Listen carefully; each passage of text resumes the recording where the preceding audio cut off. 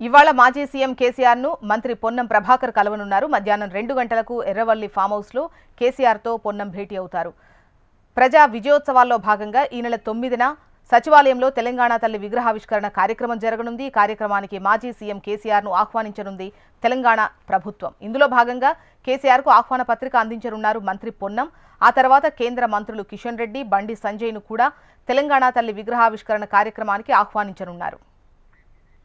మరిన్ని వివరాలు మనకు ప్రేమ్ అందిస్తారు. ప్రేమ్,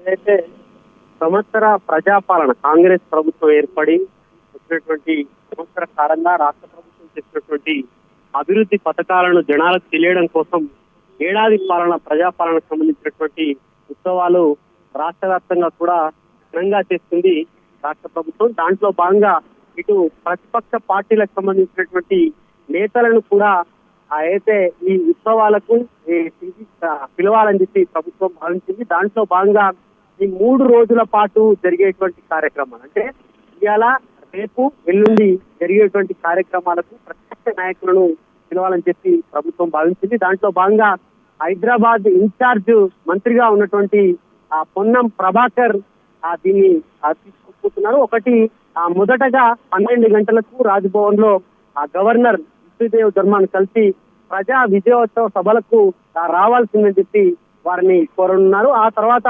మధ్యాహ్నం 2 గంటలకు మాజీ సీఎం కేసీఆర్ కూడా ఎర్రవెల్లి ఫామ్ హౌస్ లో కలిసి తెలంగాణ తల్లి విగ్రహావిష్కరణ కార్యక్రమానికి రావాల్సిందిగా వారిని కూడా ఆహ్వానించనున్నారు.